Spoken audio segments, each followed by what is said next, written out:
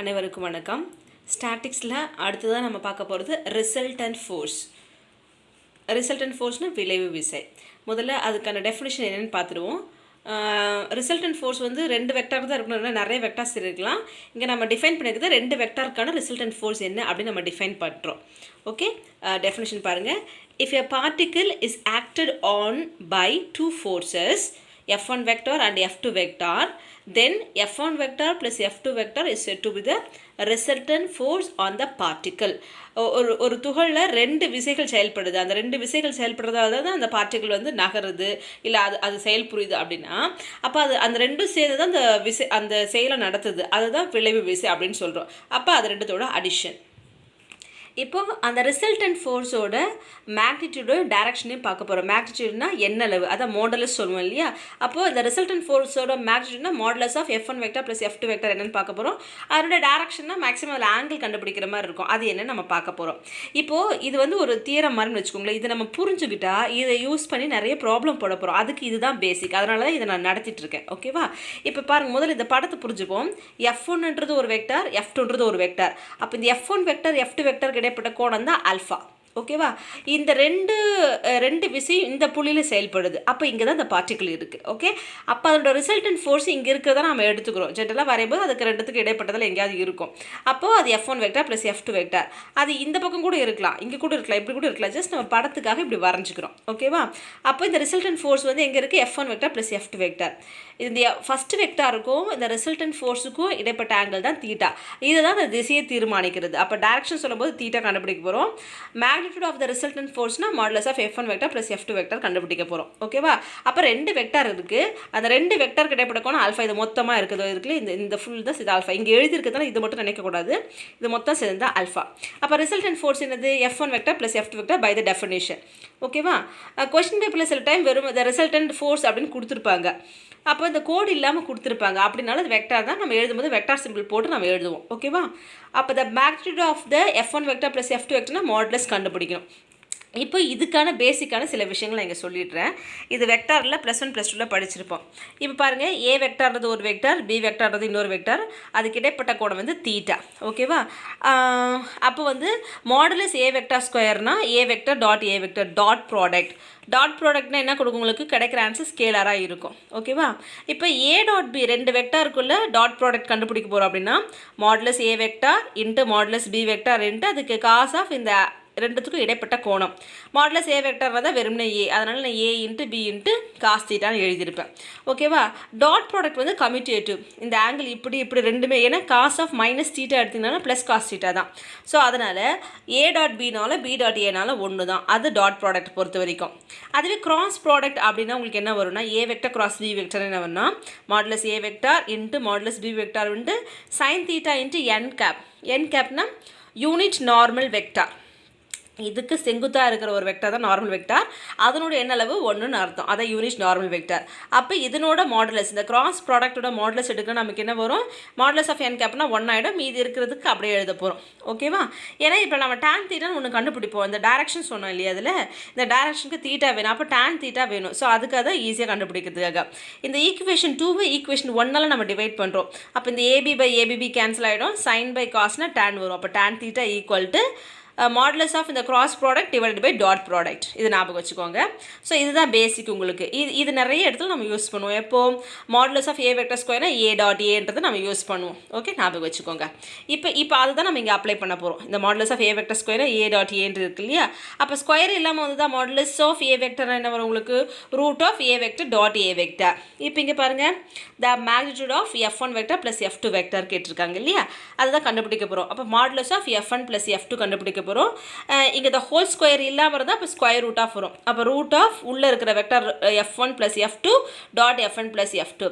இப்போ dot product பண்ண போகிறோம். நம்ம யூஸ்வலி நம்ம மல்டிப்ளிகேஷன் பண்ணுறோம் இல்லையா, அந்த மாதிரி. ஆனால் இங்கே டாட் வச்சு எழுதணும். வெக்டரில் டாட்னா வேறு மீனிங், கிராஸ்னா வேறு மீனிங், கேர்ஃபுல்லாக எழுதணும். So F1 dot F1 vector plus F1 dot F2 vector plus F2 dot F1 vector plus F two dot F two vector. இப்போ இங்கே நம்ம ஏ வெக்டர் டாட் ஏ வெக்டர்னா modulus A vector square, modulus A vector square சிம்பிளாக A square சொல்லலாம். அந்த மாதிரி F one vector dot F one வெக்டர்னா F one square சொல்லலாமா? அதே போல் இந்த F two dot F two vector F two square சொல்லலாமா? இந்த டாட் ப்ராடக்ட் கம்யூட்டேட்டிவ் சொன்னாலே மாற்றி பண்ணலாம். அப்போ இது ரெண்டுமே ஒன்று தான். அப்போ 2 times F one dot F டூன்னு எழுதலாமா? எழுதியிருக்கோம். ஸோ அடுத்த ஸ்டெப்பில் ஏ வெக்டர் டாட் பி வெக்டரோட டெஃபினேஷன் அப்ளை பண்ண போகிறோம்.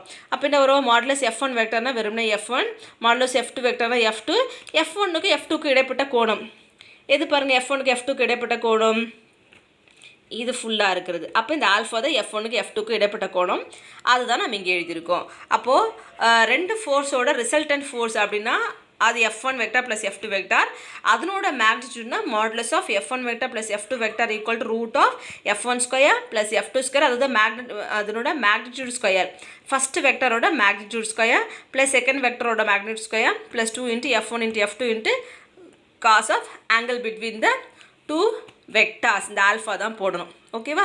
இது ரொம்ப முக்கியமானது. நம்ம ப்ராப்ளம் போகிறது இது ரொம்ப யூஸ்ஃபுல்லாக இருக்கும். ஸோ இது புரிஞ்சிருக்குன்னு நினைக்கிறேன். அடுத்து டைரக்ஷன் கேட்டோன்னா ஆக்சுவலாக இந்த ஆங்கிள் தீட்டா தான் டைரக்ஷன் தீர்மானிக்குது. இப்போது இது 0 டிகிரின்னு சொன்னால் இங்கே இருக்கும் ஹரிசாண்டல், 10 டிகிரி இப்படின்னா இங்கே இருக்கும், 30 அப்போ 90னா இங்கே இருக்கும். அப்போ ஓகே கஷ்டத்து புரியுதா? அதுவே வந்து 100னா இங்கே செகண்ட் குவாட்ரண்ட் வரும். அந்த மாதிரி இதுதான் டைரக்ஷன். இப்படி இதுதான் டைரக்ஷன் தீர்மானிக்கிறது. அப்போ டைரக்ஷனை தீட்டா கண்டுபிடிச்சா போதும். அப்போ தீட்டானது என்னது? இந்த எஃப் ஒன் வெக்டார் இருக்கும், இந்த ரிசல்டன்ட் ஃபோர்ஸுக்கு இடைப்பட்ட ஆங்கிள் தான் தீட்டா. ஸோ இப்போ tan தீட்டாக்கு நான் உங்களுக்கு இந்த ஃபார்முலா காமிச்சு என்னது? Modulus of A vector cross B vector by a vector dot b vector. இப்போ தீட்டா எதுக்கு இடைப்பட்ட கோணம்? எஃப் ஒன் வெக்டார் இருக்கும், இந்த ரிசல்டன்ட் ஃபோர்ஸ்க்கு இடைப்பட்ட கோணம்.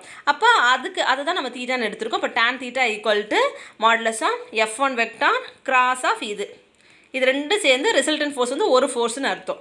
இது ஒரு வெக்டராக எடுத்துக்கிறோம் பை அதனோட டாட் ப்ராடக்ட். அப்போ கிராஸ் பண்ணும்போது F one vector cross F one vector plus F one vector cross F two vector divided by dot. அதே போல் F one dot F one plus F one vector dot F two vector.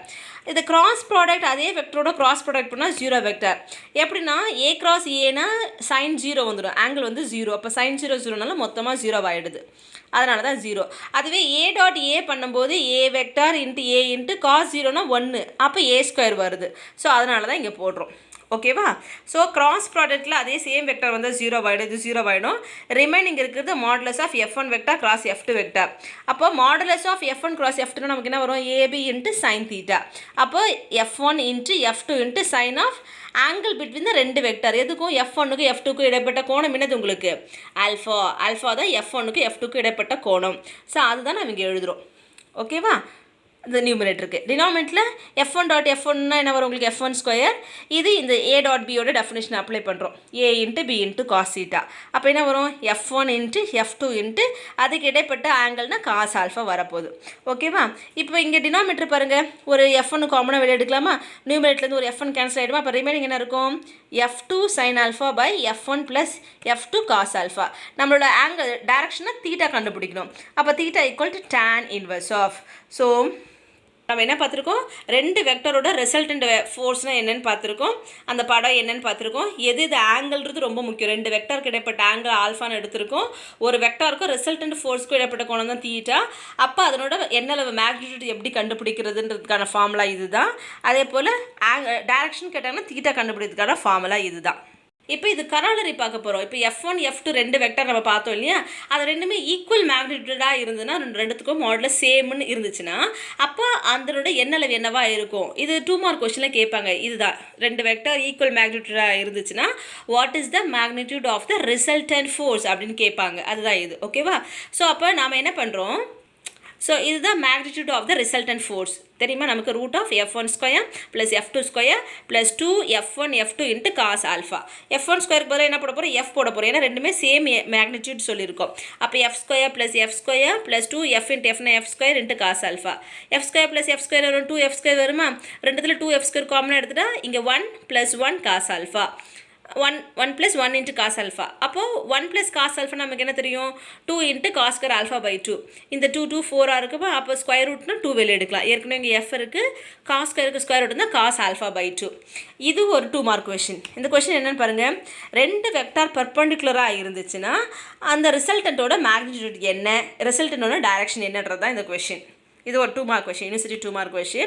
If two vectors are perpendicular to each other, find the magnitude of the resultant force and the direction of the resultant force. இப்போ இந்த ரெண்டு vector இருக்குது, இது F1 vector F2 vector, ரெண்டுத்துக்கு இடைப்பட்ட கோணம் 90 degree. அப்போது 90 டிகிரியாக இருந்தால் அந்த வெக்டார் எங்கே இருக்குது நம்ம எடுத்துக்க போகிறோம். ஒரு vector along X axis direction இருக்குது, இன்னொரு vector along Y axis direction இருக்குது.